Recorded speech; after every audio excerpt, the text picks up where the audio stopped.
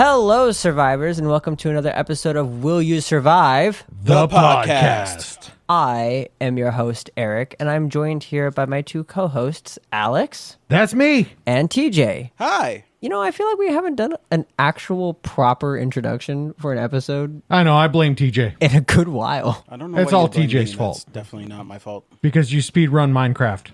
I'm not speeding running Minecraft. I literally see the screen moving. Like, I see the lighting changing. I can see that I'm you are not playing speedrunning Minecraft right Minecraft. now. Okay, but you're playing Minecraft? No, Minus 5 points for lying. I'm not lying. Share your screen. Why would I share my screen? Yeah, exactly. What, you're just going to see my desktop? Anyways, so we're talking today about the movie Weapons, which I think right before my intro was probably a spoiler alert, but I'll say it again anyways. Spoiler alert, if you haven't seen this movie, it just came out this year. I'm dating the episode, the year of our Lord 2025. Really dating the episode. You know what? It is the 12th or the 3rd of December. It's not. Shut up. I read 12 it first. is. Okay? I want to hear it. It's cold season. Okay, Mr. Europe. It's cold season. They do that. It's cold season in the year of 2025. I see you playing Minecraft. I'm not playing Minecraft. I'm It's watching pre-recorded. It's pre-recorded. I'm like, shut up. It's pre-recorded. Also, what the hell were you trying to build there?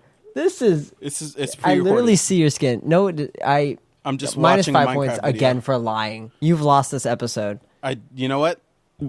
You're watching a video Stone Age, of someone bitch. who happens to I don't use wanna the hear it. same skin that you use. What skin? This skin? Yeah, exactly. So, the movie Weapons, guys. Yep. So I kept hearing that this was like the greatest horror movie of the year. Wouldn't say that. And I wouldn't say that either. I thought it was good. But I kind of feel the same way about this as I did about Sinners, where everybody was like, Sinners is the greatest movie that's come out this year. I think it was a good movie. It was a great movie. I don't know about that. I mean, it's I on feel like there's the been a list lot good of movies.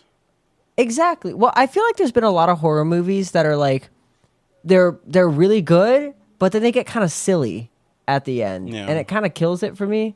And that was the thing with Sinners and with Weapons, in my opinion. Yeah, spoiler for the What was ending. the silly part? For Weapons, Yeah. the like 20-minute running scene where she was running through every backyard, and then you see like 20 kids chasing her behind. It was a little silly at the end there. I think it was funny. It was a good part. I don't think it was a bad part of the movie, but I think it was it was a little silly. It was funny though. I enjoyed the funniness of it, where the fucking kids are just jumping, like Yeah. she's running through people's houses. Jumping through windows. Yeah, Well, also, like, once I figured out what was happening in the movie, like, it was when she was in the principal's house and she snapped the stick, and I went, oh, it's a Vavitch. Yep. yeah. All right. And then that kind of was like, okay, well, that's the movie. Yeah, no, I caught on to it pretty quick. I liked it when I think I liked the movie more when I didn't know what was happening. I think they kind of revealed the antagonist a little too early. I mean, sorta. I feel like if they did more of that, like, creepy shit with her, because she, like, popped up in people's dreams and, like, Yep. was in the woods with that crackhead.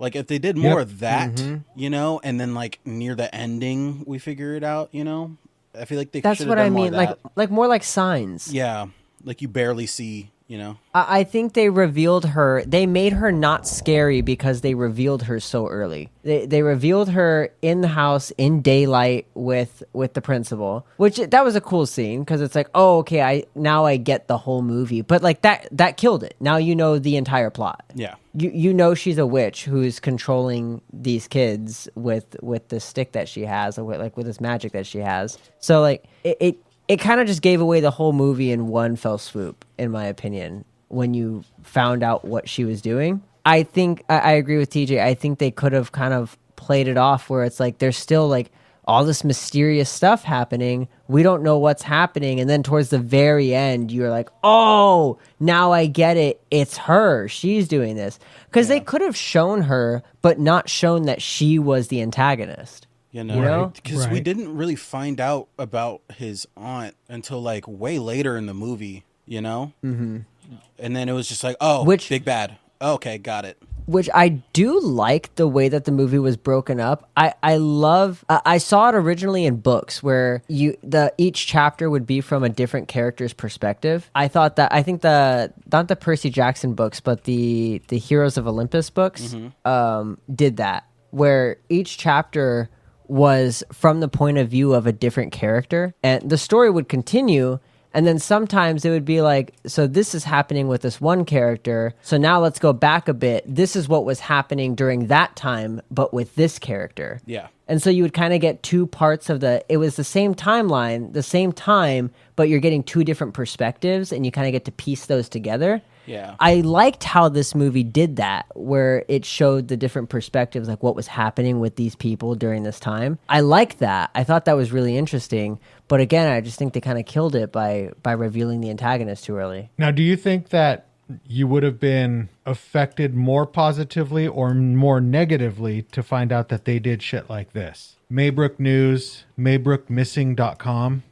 Yeah, they were trying to make it like, oh, this is a true story. It sounded like they wanted to, like, I think the one who did that the best was The Fourth Kind, starring Mia Jovovich. Mm-hmm. They made that out to be a true story, and man, that creeped me the F out. The Fourth Kind, was it, or The Sixth Sense? What? No, The Fourth Kind was like alien invasion. Okay, so it was that one, yeah. But it was creepy. They made it more like demonic than alien. It was also like you couldn't tell if it was real interdimensional or not, right? being rather than just like extraterrestrial, because it was insane. Like there was craziness going on. And they had this person, this actor who's on IMDb, who played the person that was supposed to be the real person. And then Mila Jovovich played the And Mila actor. Jovovich played her as the actor portraying her. So it was breaking all kinds of walls to the audience. So this was their attempt to do that, right? They wanted this movie would have benefited from like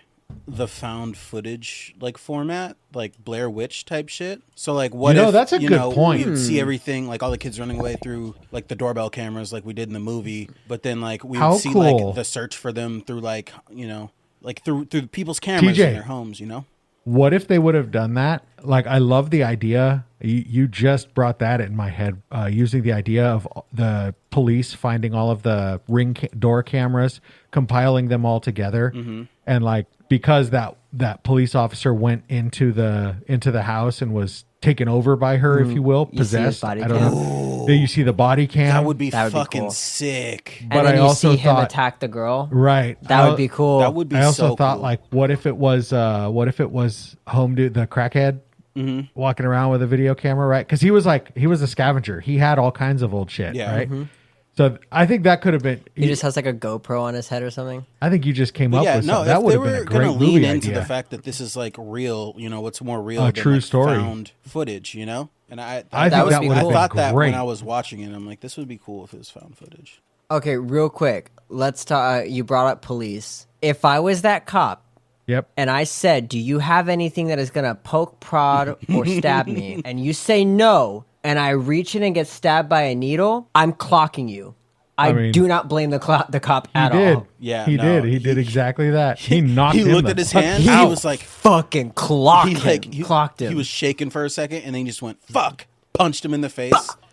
I would have done the same shit, high key, because how you gonna give me syphilis, dog? How you gonna give me AIDS? I okay, so like I know as a cop you can't do that, and like you can get in so much trouble, potentially lose your job over that. But the humanity of it, right? But I feel like as a judge, if you're looking at that, you got to be like, dude, you said you didn't have anything that would stab him, and then he got stabbed by a needle that he has no idea what's on that needle. I don't blame him for knocking your ass out. Yeah. Like, you deserve that. And speaking of, like, needles and drugs and shit, the director of the movie, there's basically, like, an undertone of, this movie is about drugs and alcohol, It's about addiction. And it's about like living with addiction, like how with the kid and the aunt, that kind of dynamic, kind of. But I don't know.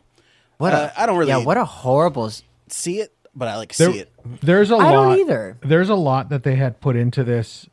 So, if you don't mind, host, Weapons 2025. When all but one child from the same class mysteriously vanish on the same night at exactly the same time, the community is left questioning who or what is behind their disappearance. So, in this concept, I love how they hide in plain sight that the teacher and the one student, the fingers are going to point to the teacher, of course. And I got to say, I was so annoyed with the teacher until I talked to myself watching her and saying, dude, this is a trauma response. Mm-hmm. Everything she's doing is irrational, yes. But nothing that you do in Like a trauma what? response is rational. What was irrational? Going, like, insisting to go talk to the kid when she's been told many times, don't, leave him alone, stop doing that.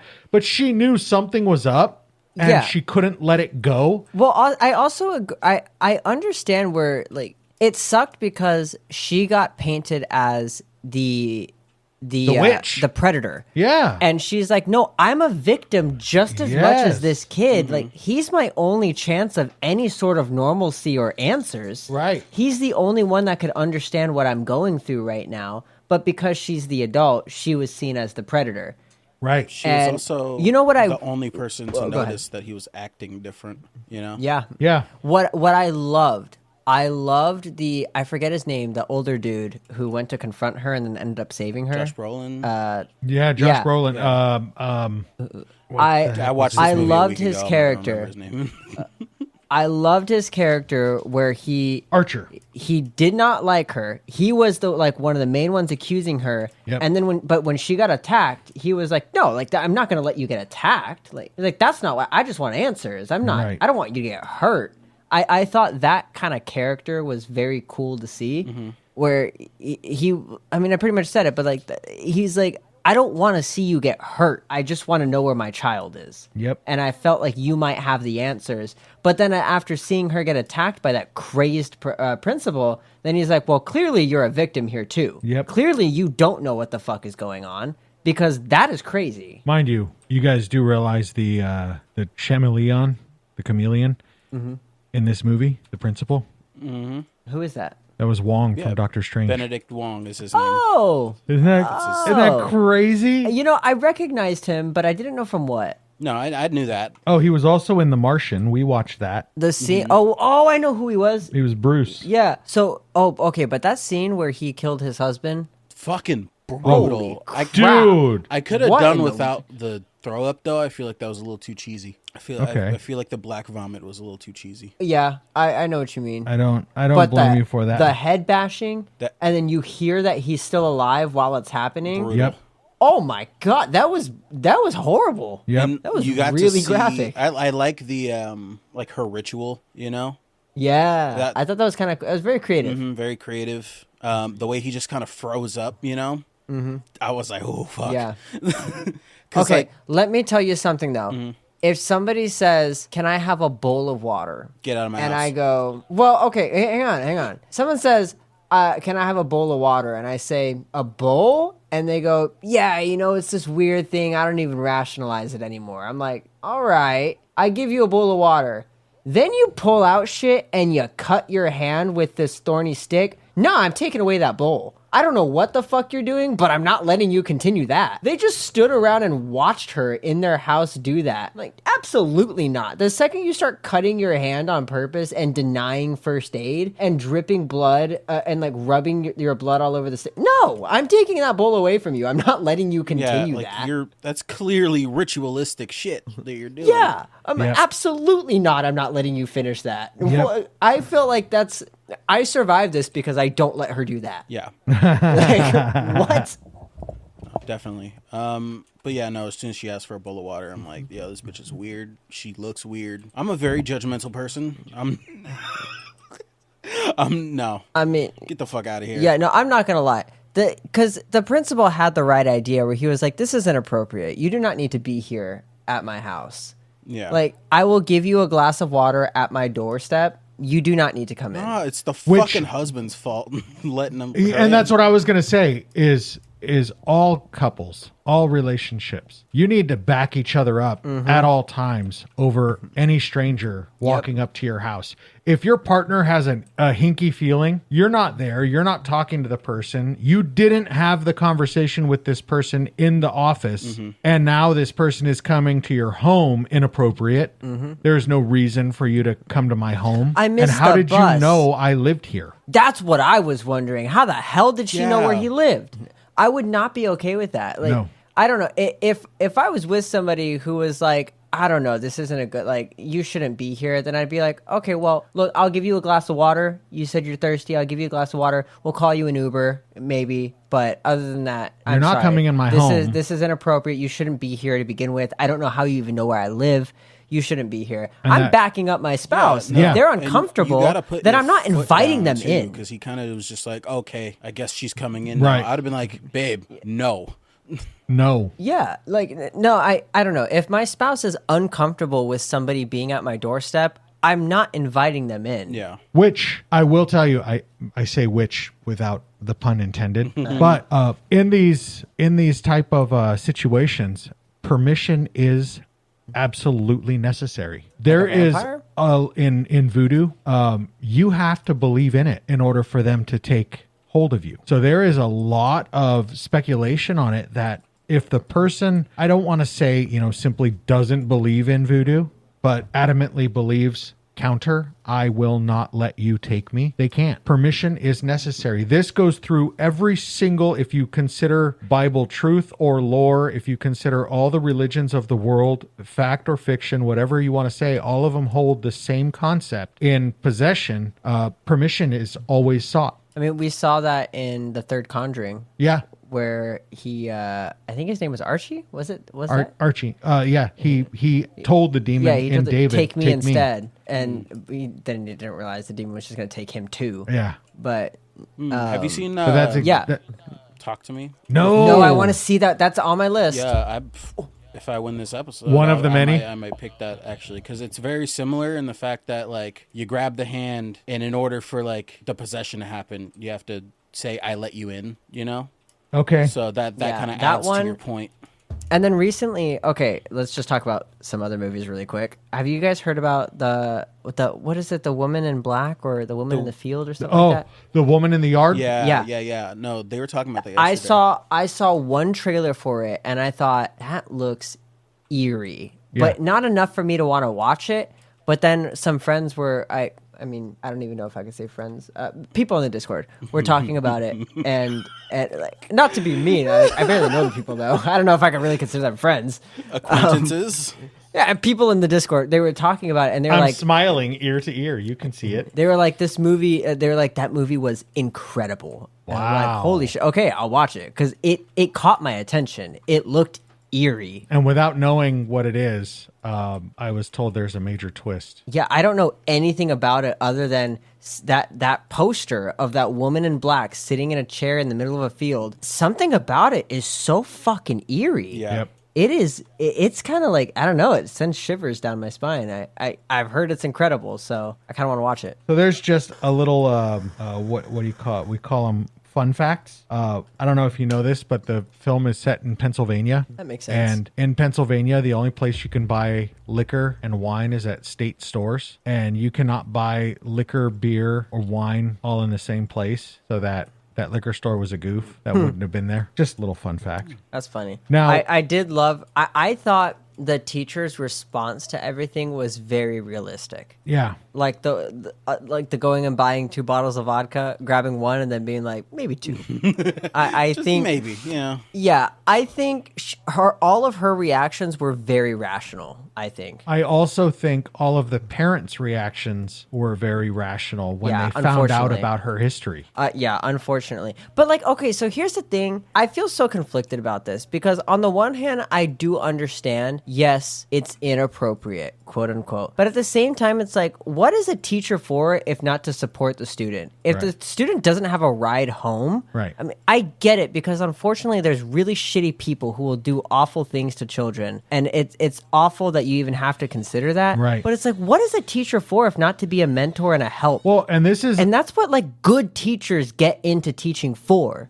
kind of a new thing. because in my old day, your coach used to drive you, yeah, right? my coach would drive us around. We went to the Foot Locker Western Regionals with my coach. He was able to drive us. We went to the Foot Locker Nationals all the time with my coach. Also, even younger in this grade level in elementary school, my soccer coach would drive me home if I didn't have a ride. I lived really close to my house, so I would walk. It was not uncommon for me to either ride my bike. I had a scooter. It was not the newfangled Razor scooters. It was a cool scooter with bigger wheels. You could really do some damage to yourself on these things. And they did have handbrakes, but they didn't work for shit. It was so fun. If you would eat it, you would just slide on the concrete for days. So it sounds so much fun. Oh, it was a blast. Just don't fall, You could go so fast. Or fall on grass. Right?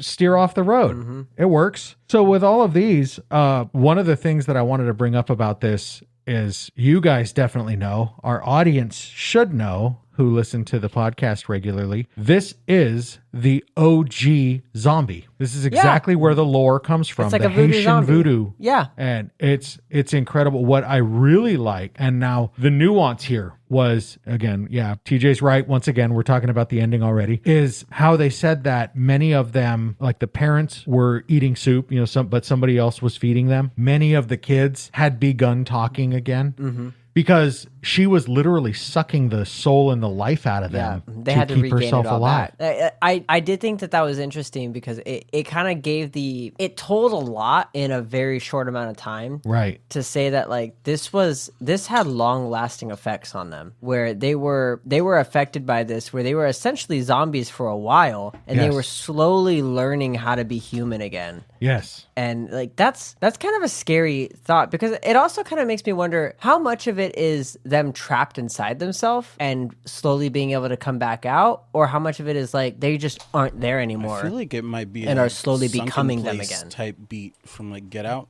You seen Get Out? No. I have, but I don't remember what you're talking about. So when she like does her little ritual and then ting ting taps the teacup and he like falls back into like his subconscious type, situation where it's just like he's falling in this dark void and he can see the light coming from his eyes, but he can't do anything about it. I feel like it's that. Oh, wow. Yeah. Okay, yeah, that makes sense. Because that seems kind of similar to like this.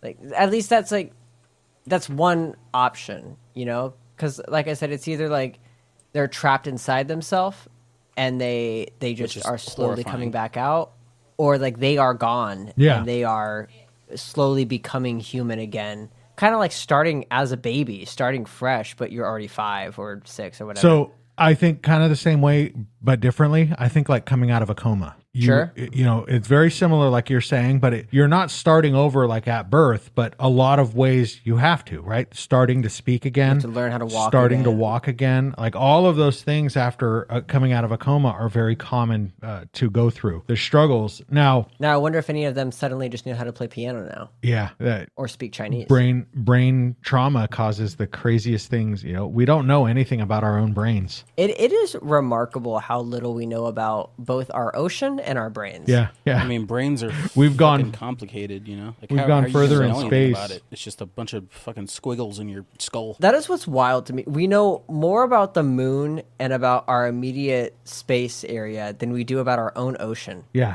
That's wild. I feel like we should do a little more research on our ocean. You'd think. So here's a part in the movie that frustrated me, but at the same time, I felt added so much realism. She's running through the gas station store, the convenience store from Marcus, and the gas station attendant yells at her. Yeah. Get out of my store. Yeah.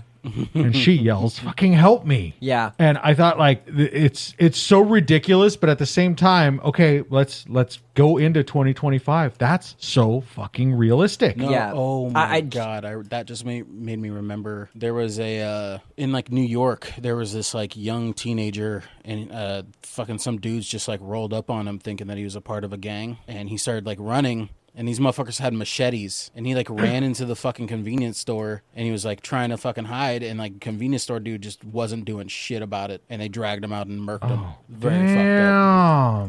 Yeah, it's shitty because I mean, you kind of think about it, and it's like it's either one of two options, which I highly doubt's the second. But it's either one, a minimum wage dude who does not want to fucking deal with this craziness, or two, the owner who's like, stop destroying my shit, get the fuck out of here. Yeah. So I don't know. I would like to think that you could run into a gas station and get help from the attendant, but at the same time, I'm like, I feel like that's the last place you're gonna get help. Okay, there is one thing about that scene that bothered me, is Marcus was running after her full bore. Archer comes from the side and somehow tries to wrap him up and take him down to the ground, and they both go into the glass of the refrigerator. I'm like, dude, somebody's running that fast and you're running at the side. You just fucking shoulder check them, hip check them, do something like and they're going to fly into the glass because he wasn't even looking. And you stay standing upright. I was like, why did you try to fucking wrap him up? I think that also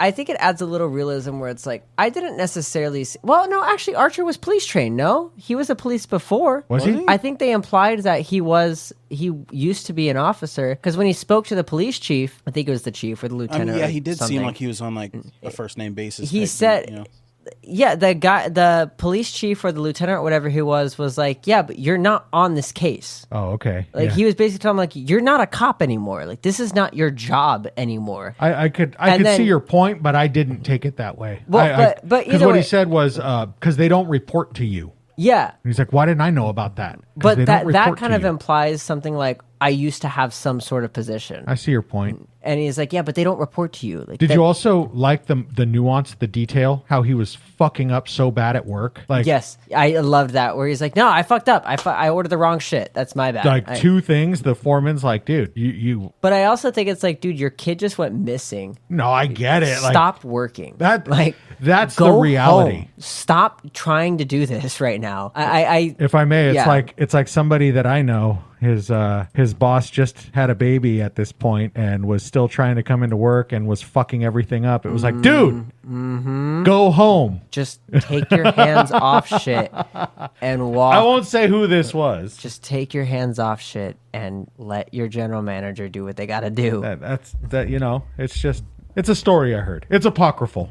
It may or may not be true. But yeah, I agree. But I think that added a lot of realism, because it's also like, I'm a bit of a workaholic, and I think I understand where it's like, if you're going through something, the last thing I want to do is just be at home all day. Right. If I'm going through something, I kind of want to just get to something familiar that I know how to do. Right. But I mean, that also runs the risk of now you're going to be fucking up because you're not in your right mind. Right. You're not. Because when you're at work, you're going to be thinking about this thing at home. But you're trying to go away from home because all you're doing is thinking about this thing at home. You're trying to stop thinking about it. And I mean, that's where I think therapy is important, because like, you have to learn that you can't just run away from it. You got to actually deal with it. And the way he was dealing with it was trying to solve it. Yeah.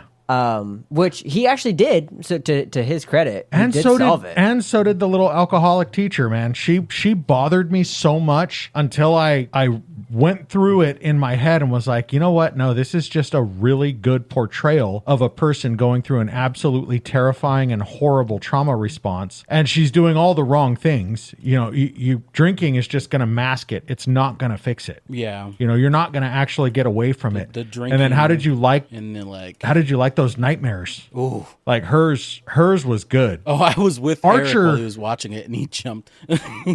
I jumped, man. It spooked me. That one gave me a good startle. That one, and the other one that gave me the startle was I didn't really startle when she came at Archer in his dream because he didn't respond. Right? He like jumped up and was like, what the fuck? You know, I wasn't like... that one, that's the one that fucking startled me. Did it? Because I was not ready for it. I was mid talking to them about something. Like, I was watching it, but I was in the Discord call with them. I was in the middle of talking. I was like, oh yeah. And then oh, fuck.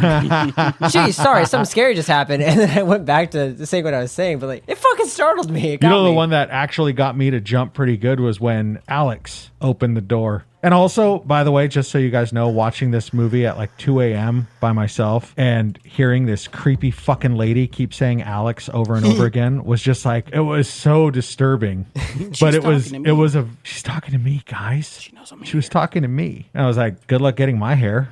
It doesn't even have to be how hair, would that though. work? I think it just has to be like something that, you know. They did something from them. Yeah, something from them. That's why he took all those names off the art pieces. Yeah, they all drew their own names and stuff. So it was something that they put, it was of themselves, the essence of them, if you will. So that kind of made sense. I didn't get it at first. I was like, I honestly kind of thought Alex was going to be a bad guy because I understood the position he was in. Just going along with it. But they kept emphasizing Matthew bullying him. Mm-hmm. And so I thought, oh shit, did this kid start out doing this willfully? See, really willfully? The only reason I didn't think that is because he was still feeding them all. But we didn't know that at the time. Oh, I guess so. But I mean, he never gave me that vibe. He gave me the vibe of a sweet kid who's being bullied, and that sucks. But he never gave me the vibe of a kid who would do anything malicious. Oh man, he made me I didn't believe it, but then the sweetest kids sometimes are the ones who just snap. And I was like, oh shit, what's gonna happen? Is this lady gonna turn her? I was going the exact opposite direction, thinking oh, the parent seems so nice and wholesome and wonderful up front, but is there something dark and sinister behind the scenes? And this aunt comes along and is like, oh, your parents are doing this and this, and I'm gonna stop them from hurting you. And then start this was how fast my brain went when they were hypnotized at the table. Mm-hmm. And he was like, Dad. And I was really bothered by her, but I was like, oh shit, how is Matthew going to tie into this? Because they had already shown you 2 examples of him being bullied by Matthew. And I'm like, I wonder if this fucking lady's going to be like, get me somebody, who do you not like? Mm-hmm. Are you having trouble in school? She comes as a hero, because all abusers do that. Yeah. They come as the hero and solve your problem. But then he was absolutely innocent in this. She just terrorized him and was like, don't talk about me. Yeah, he had to just go along with it because he cared about his parents. Yeah. Did you notice that she is possibly not even fucking related to him? I didn't gather that. So, basically, what's your thought on that? Dad, as he's talking to his son in the car, right? He's like, oh, yeah, I remember haven't seen her in 15 years, right? Mm-hmm. Mm-hmm. And then he's talking to his wife, we haven't seen her in so long or whatever. And then what does she say to the kid? Oh, I haven't seen you since you were just a little baby or whatever. Mm-hmm. Oh, he's not 15. Yeah, no. And then there's also whoa, I didn't catch that. There's hints about what she really is throughout the movie. I just remember all this right now. It's been a week, but I did a bunch of stuff. I watched a bunch of videos on it. But what they were learning in school, when she showed up, they were learning about parasites. What the principal and his husband were watching, it was a thing about the ant parasites, right? The cordyceps. So I think she was literally just a parasite. She implants memories or something into your brain to make you think that she's supposed to be there, That is an interesting take. I didn't catch that. You got me on. I didn't even catch how they hadn't seen him in 15 years and this boy is 8. Yeah. No, I mean maybe even younger than that. That alone right there is enough for me to 100% believe that. That's crazy. And that relatable on his part. You remember being a kid and your parents are like, "Hey, look who it is," and the fucking just a random person. Hey, all kid, remember when I was holding you as a baby when you didn't have memories? You remember good times. Dude, it's even to this day, man, I swear, still to this day, I'll randomly meet family members who are like, "Oh my gosh, I haven't seen you since you were 3. Do you remember me?" No. Why? How would I remember? Do you have memories at 3 years old? No. How would I remember? Bitch, I remember eating sand. Get out of here. My first memory was when I was 4, brushing my teeth in a shower. That's my first memory. Yeah, no, I became sentient playing Sonic the Hedgehog. I became sentient. Yeah, no, I gained sentience. How old were you? I maybe 3 or 4. I don't know. I don't really remember. But that's my first memory is just sitting and I wasn't even fucking playing it. And I think I remember it was I was being babysat and I was just sitting watching the screen, watching Sonic do his little toe tap because he was just standing there. I don't know. Do you think there was anything I don't know how to word this because maybe this is just a bad thought, but Do you think there was anything like exhilarating or exciting about the whole situation to Alex that he was a little more willing to go along with? Because like ultimately he was going along with it because his parents were at stake. But there was like this, like the way that she would just be like, oh, today we're going to do this. And then this weird shit would happen exactly like she said, like where she's like, oh, they're going to come inspect the house tomorrow. So we got to send the kids out. And then he's standing there with her on the porch while she sends the kids out. Like, do you think there was anything in there where it's like, this is fucking creepy, but kind of cool? I mean, I think it's absolutely horrific. And I gotta say, I kind of liked I don't know how to say this right, but I kind of liked how they made the link between all of them, that weird run. Mm-hmm. The Naruto run? Naruto? It was Naruto? more like T-pose.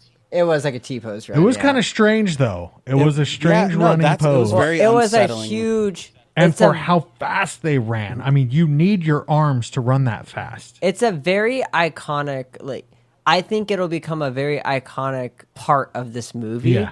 It's a very, what's the right word I'm looking for? Like, that was a huge marketing point of this movie, was that T-pose run. It was all over every trailer, every poster. Like, that's what I knew this movie as, was the kids T-pose running. Yeah. Now, very I see an expanded universe, what do you call it, a teaser, that Zach Kreger, he's hinting at an Aunt Gladys prequel to show her origins. That would be kind of cool. Would you be interested in that? I'd be down because I feel like they kind of hint at her being like older than you think she is. Like the reason that, because like, okay, so like when she's up in her room and he like comes across her and she's like throwing up in the bowl, you remember that? Right. I think that's because the life force of his parents wasn't enough to like keep her alive, and that's why she needed all those kids. You know, kind of witchy like shit. She's trying to stay young. It's like they were too old. Yeah. So I think that's why. But I want to. Maybe she was in like the witch trials or some shit. You know, like it'd be cool. No, I kind of get that, because it was like at first I'm thinking like, oh, this is cancer or something like that. But no, this could just be that she's 300 years old and living off of the vitality and life of other people. Mm-hmm. I'm just saying, if I see an old woman walk in looking like the Joker into my school, I don't trust you. Yeah. I don't care if you're the sweetest old woman. I don't trust you. If you walk out the house looking like the Joker and that doesn't bother you, I don't trust you. And her smile was very much like mine. Oh yeah. It wasn't what is the word? Comforting. It wasn't easing. Yeah, the second she walked into the principal's office, I don't trust you. I don't care anything that you say. I'm sorry. That's a no for me. So we covered The Thing on this podcast. Mm-hmm. What we didn't cover are more of John Carpenter's films. Now, we did talk about in that film that was a part of John Carpenter's Apocalypse trilogy. We never went on to any of the others, which was The Thing, Prince of Darkness, and what is it? Madness. I can't remember the third movie. You didn't. I thought we brought this up in the episode. He did an Apocalypse trilogy, and one of them was Prince of Darkness.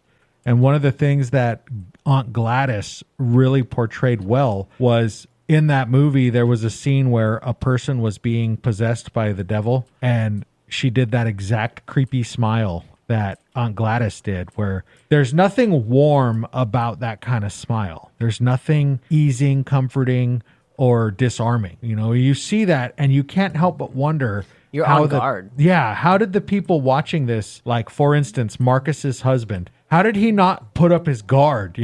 As they say, it's the survival instincts of a peanut butter and jelly sandwich. Mm-hmm. Yeah. Well, I think that's an example of like too good of a heart, where you're like, oh, I'm going to assume always the best in people. I'm going to help this sweet old lady that looks like fucking the Joker. Exactly. No instincts to just be like, I don't care who you are. That's not It was normal. A TikTok video this week I saw of a woman feeding a bear by hand. Oh my God, I seen that too.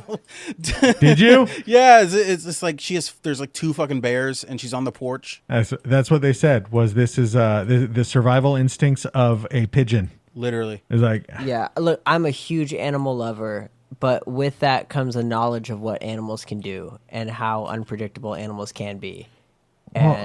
And it's also, you can't feed bears because they're naturally lazy. They're going to keep coming back. Yep. Don't do that. Like, honestly, don't feed any animal that you don't want to keep coming back. Yeah. The same with like cats. If you feed a cat, it's going to keep coming back. You know, that's why they don't care up in Alaska. They have spots where you can actually go and see the bears because it's at the dump. It's at the landfill. They got food. And they go and they eat there. And you can stand there on the railing and throw them food because the bears will always come back to that spot and get food. So they're not going to come to you. You know what I mean? You're going to be back at your cabin somewhere. They're not going to follow you there. They're going to go back to the dump. You know, that's similar to why they say don't feed feral cats, leave out milk. That's what I say. Because they drink it, it fills them up a little bit, but then they'll keep hunting in your area. So they'll stick around your area, but they're not going to rely on you for food. Yeah. So they like their little treat. Yep. They get the sugar out of the milk. They like the taste. They enjoy it, but they still have to hunt. And so they still help you by hunting rats and stuff in your area. The suggestion is don't put out milk, cow's milk. Put out pet milk. Yeah, it's better for them. Mm-hmm. Not gonna lie though, if like cow milk in general isn't a good bear for most evaporated animals. milk is all like sweet and nice to me, you know, just like walks up on me one day and it's like trying to, you know, get some pets. I might risk it for the biscuit, like, cause like who's gonna say, you know, who's gonna say I pet a bear, you know? Just pretend you're Russian, and then I think also, it just naturally the bear will. You brought up Alaska and bears, and isn't there? Have you ever heard of that dude who was like, I guess, friendly with bears or something up in Alaska? Yep. And he like recorded his death. Yep. And apparently heard all about that. Like a friend of his or somebody has the recording, but like will never like release it. Well, I'm glad. There's no reason to. Yeah, no, it's like it's fucked up, but like you're a little curious. Except there's maybe a warning not to do that. I mean, his death is a warning. You don't need to watch him get mauled by a grizzly. You know what's going to happen. Yeah. Don't, a lot of and a lot of my fucking God. You know. Like, I don't know if it was a lot.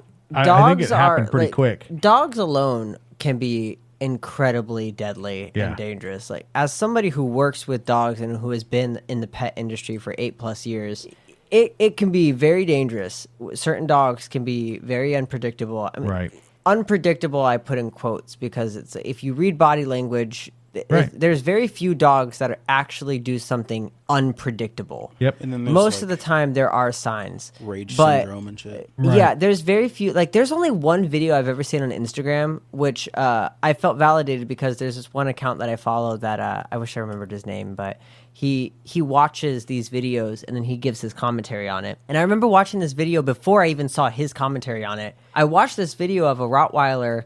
The woman's in her car, and the Rottweiler has its paws up on the window, and her window's down, and she's petting the Rottweiler, and the dog seems fine. All the body language seems normal. Out of nowhere, dog bites her. And it's one of those situations where I rewatched it like 5 or 6 times, and I'm like, I don't see any signs that this dog is about to bite her. His mouth is open, no hackles, no lip biting, no ears going back, no whale eyes, nothing. Yeah. No signs that this dog is about to do anything, and he bit her. I'm like, it's just so shocking because normally you could find some signs. And so I heard this guy's commentary, and he was like, this is the one video I've ever seen where I genuinely don't blame the person because I would have done the exact same thing. And he's like, actually, I wouldn't have because I wouldn't have been petting a stray dog. But at the same time, it's like, there was no signs that this dog was about to do that. And so all that to say, like, it's not to say that an animal can't be unpredictable, but part of an animal is that they are animals. Right. You know, they don't speak English. You can't really communicate with them like that. Don't go petting bears and feeding bears and shit. Don't try to, you're not Snow White. Yeah. This is not a Disney movie. Animals are real and they are dangerous. Dogs can kill people. Don't fuck with something that weighs 30 times what a dog weighs and has the bite force way more than any dog. I mean, everybody has to have heard that clip of the woman calling 911 because her friend was getting mauled by her God. Chimpanzee. Dude. Oh my God, that's horrible. That's why. If anybody ever, like, if I'm at somebody's house and like, you want to know my fucking pet chimpanzee? No. Goodbye. Nope. No. Because as soon as they see me here, they're going to be like, damn, she really hates me now. I guess I got to kill the thing that's taking all of her attention, which is me. It's insane. And the way that they are so, they seem and appear so loving, but the strength behind them, you gotta respect these animals, man. Well, that's what we say in training and in rescues is that's a lot of dog. That's to be and essentially saying like that dog is powerful. Right. Don't fuck with that dog. You're gonna get overpowered.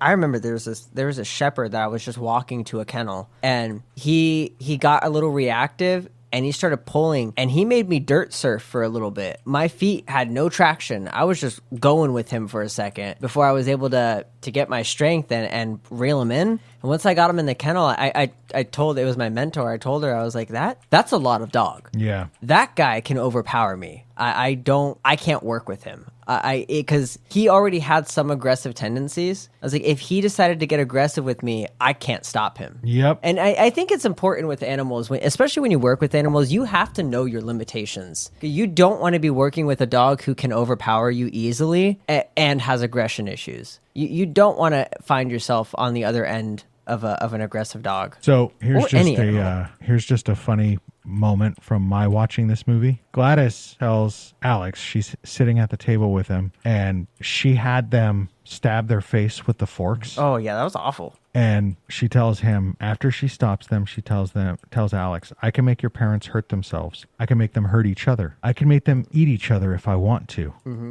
Do I want to, Alex? And I shit you not, guys. I'm sitting there looking at the movie on the couch, and I'm nodding my head no. No, I don't want you to do that. No. No, you don't. You don't want to. This movie was very captivating to me. It's funny that you say that it was a little less than. I thought it was very well done. I do think that they missed some opportunity with TJ's point. They could have gone hard with the true story aspect with the found footage. Well, I just think the only thing is I think they just revealed the antagonist too early. Yeah. I think they could have left a little more suspense. Maybe not as much as Signs, although I think Signs did it flawlessly. But I think they revealed her within the first hour of the movie. Yeah. And it's like, well, at that point, then like I have another hour of this movie where I already know who the bad guy is and what their whole deal is. So like all the suspense, which is most of horror, is already gone. Yeah, and that was my only complaint with the movie. Now that I'm thinking about it, I kind of do see the whole, allegory for addiction and like alcoholism and living with somebody like that. How? Like, so can you guys explain that to me? So look at little kid. What's his name? Main kid? Alex. Alex, right? So look at Alex. I was expecting you to look over at Alex. So look at Alex, right? I am looking. Okay. He, what happens when like a kid lives with like an alcoholic parent, like they're quiet, they like shit like that. But then he has to like provide for the adults, Mm-hmm. And he has to like he goes shopping by himself. He has to clean up after them, like, do you kind of see it? I kind of see it. No, I get that. I get that. The feeding them, cleaning up after them. Mm-hmm. He had to clean the whole house when the police were going to come over, which I also think is something legit. An abuser would have the whole house cleaned up when guests are going to come. They're going to put on the appearance. So here's my thought. It's not like I walk around my neighborhood often, like looking at people's windows and whatnot, but I have a dog. I take walks. You're telling me no one noticed that this house suddenly had newspaper covering every window and nobody thought to be like, you know what? Mm-hmm. Yeah, in a nice neighborhood. You're telling me nobody was like, I might just alert the authorities just to go check on them. Because that's not normal. And it's not illegal, but it's fucking weird. I would be a little suspicious. I mean, yeah, all of a sudden, like, this nice family in this nice neighborhood starts fucking putting newspapers on the windows and just turns into a trap house. Like, yeah, somebody's got to say, I'd be like none, the police stop checking on them. Like, I'd be like, what's happening there, huh? Why is that going on? But I'm also trying to put myself in real life. If I ever saw that, if I was walking by a house and saw that all their windows had newspaper all over it, that it was nice one day. Yeah. And very shortly after. Do I legitimately think like maybe I should call the police and just like non-emergency line, just call them and be like, hey, welfare check. This is, this might just be, I might just be wrong. This might just be weird, but this is fucking weird. This doesn't seem right to me. Like, I'm trying to think, would I actually do that? Or would I just walk by and be like, that's fucking weird and not really think anything of it? And like the cops, right? Because Gladys goes to like fucking talk with them and says, oh, I'm taking care of the parents. They didn't look into that? Yeah, to be like, well, let me see them. Well, let me see your fucking papers, you know? And like, you know, check in with like, can I see an like, ID? The dad has to have a job. Right. Okay, that's a damn good point. Right. The mom and the dad, nobody's curious what's going on with them because they're not going to work. Claim that he had a stroke. She's the caretaker. What documents support this? Because that has to be documented in court. Where's medical power of attorney? Right. Also, you're old as fuck. Yeah. How are you taking care of two fucking adults? Right. So here's a little interesting point of fact for you, TJ.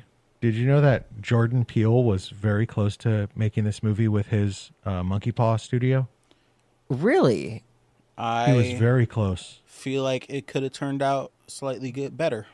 He was $7 million under the offer from New Line. I know he's fucking pissed too because he just released or he just produced what's that? Him. That I'm pretty sure that movie fucking bombed. It was like a football movie. I didn't even hear about it. Yeah, exactly. Well, check this out. I don't. If he's pissed, that might not be why. Because he made the offer. It was $7 million less, and he was ready to provide the amount of money through his contractual back end. But Universal was uneasy about the budget and walked away. And here's the really crooked part. I don't know. Crooked is the right word. I don't want to be that strong. We're going to say controversial. Peele and Krieger share the same manager. And just recently, Peele released his management. Oh, so you think he got mad that he was representing both? He was representing both away. sides. I mean, he should have walked away during this bargaining. He should have said, I can't do that. I can't represent both sides. I gotta sub somebody in for you. Yeah, that's kind of shitty. That sucks. But, you know, I'm sure there's a story. The other story that I'm reading on IMDb, the principal and his husband's meal of 7 hot dogs is a tribute to Trevor Moore from his skit Hot Dog Timmy on the TV show The Whitest Kids You Know. And I didn't know this part. Trevor Moore passed away, and he was friends of Zach Krieger. Aw. And didn't he? That's I think he passed away from drugs. Oh, okay. So that's another reason why there's like the drug connection. Oh, speaking of drugs, you get stabbed in the face with 3 needles? What do you do? Yeah, like I said, he got stabbed a second time. He got so mad. That was funny. At that point, I'm like, that druggie is so lucky he didn't shoot him. Because, oh my, twice? Twice is insane. I'd be so upset. Well, technically 4 times because it's 3 needles. Yeah.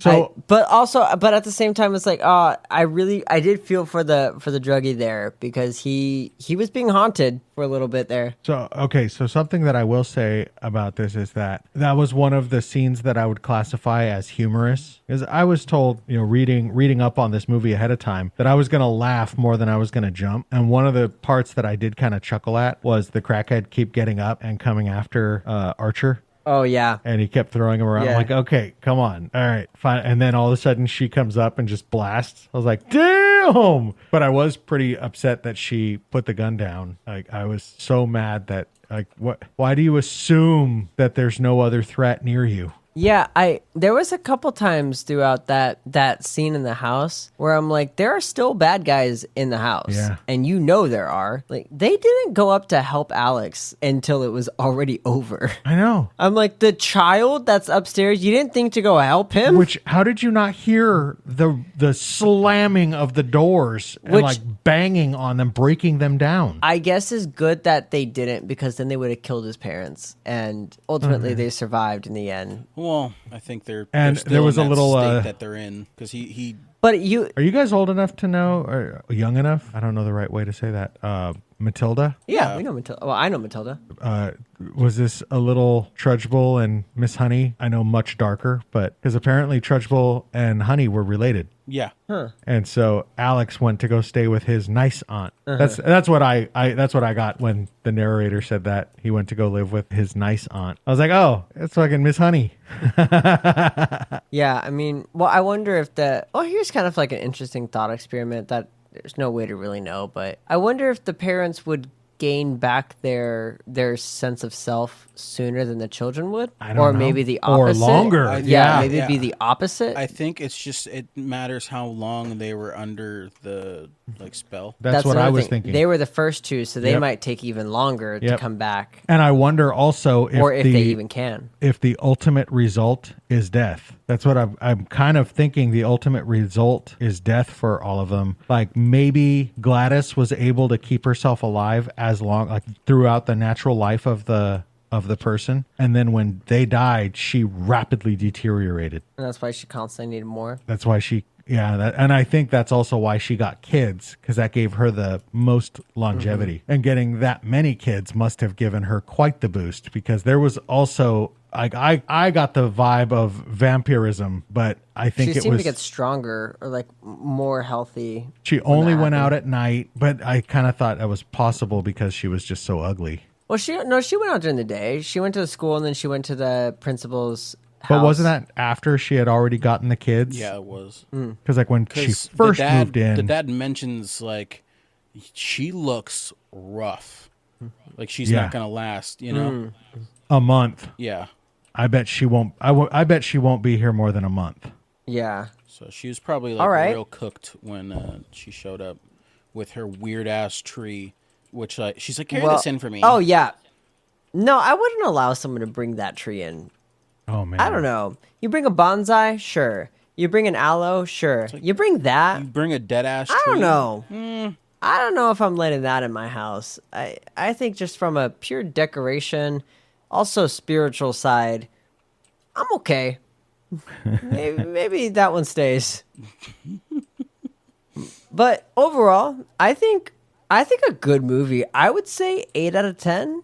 Yeah. I feel like some people would put it higher, but I think that's pretty fair. I'd give it an 8 out of 10. 8 out of 10 I think that's fair. I think it was a really good movie. And I would watch it again. Yeah, I would. I'd maybe give it some time, but I'd watch it again for sure. If somebody were to say like, "Hey, do you want to watch Weapons with me?" I'd be like, "Yeah, sure, totally." All right. Well, let me calculate the points. I have come up with a calculated total. Don't ask me for the numbers. Are we ready? Yep. Alex! Yeah! I knew it because, I'm just the best. Well, TJ was playing Minecraft this whole time. Yeah, but also... we're not gonna bring that part up. It's just that I'm the best. No, I did like your input in this movie. I'm pretty sure it was because I was playing Minecraft. I'm the best. Way more input with stuff, Okay. I actually did research with the movie and all that. But it's fair. He did say with that. Yeah, he did. He did warn you, but that's not why. But hear me out. It was winner it's funny. speech. Winner speech, Alex. I am the absolute best, and no, I'm just kidding. I thank you all for making me the winner that I am, and appreciate your dedication to Will You Survive the podcast. Want to remind you to check out our YouTube page where we're starting to grow and get more subscribers. And we have some new playlists where we're actually playing the podcast, the full podcast episode with all of the small clips, the shorts attached to it. And we also have a new playlist called From Scratch, where I show you how you can use all of your dry and canned goods so that you can keep restocking them and keep them all fresh. So if SHTF, you can always have your stockpile ready to go, fresh and for the taking. SHTF. I had to think about that one, but that's funny. I like that one. TJ, I will say before your loser speech, I am impressed with how you were able to participate and play Minecraft at the same time. But loser speech? I would say that, you did warn me that I would, but I feel like it's a, a little unfairness, but it's fine. I get it. Alex can pick some old fucking movie, Well, I'm kind of thinking. Alex, do you see the screen? I'm thinking. What? Look at the stream. Do you see it? Do you see the stream? You're a jerk. Okay, so there is this movie. It is also 2025. I'm kind of thinking, how does this sound? With death further strengthening their bond, step-siblings Andy and Piper find themselves hastily placed into the foster care system following a tragic home accident. After all, Andy is not yet of legal age to apply for guardianship. He must wait 3 long months before they move into their new place. Until then, the troubled youth must behave himself as Laura, an empathetic foster mom coping with silent grief, offers to adopt them both into her secluded home in the woods. However, there is something off about the artificially benevolent guardian. Without a doubt, Laura wants something so bad she can taste it. The problem is, she must never bend the rules or break the circle, but just how far is she willing to go to bring her back? This is, I believe it was the case of a mom who is trying to bring her daughter back from the dead, and she's going to do some kind of a ritual to these. Is the movie called Bring Her Back? Unsuspecting kid. That's right. Okay, so that is made by the same guys who made Talk to Me. Is it? Mm-hmm. I'm pretty sure. Well, because I don't want to steal Talk to Me. If you're going to pick that movie, I want to leave that for you. But I think this should be our next movie. I heard that Talk to Me and Bring Her Back were both really good movies. Yeah, I would say they're really good movies.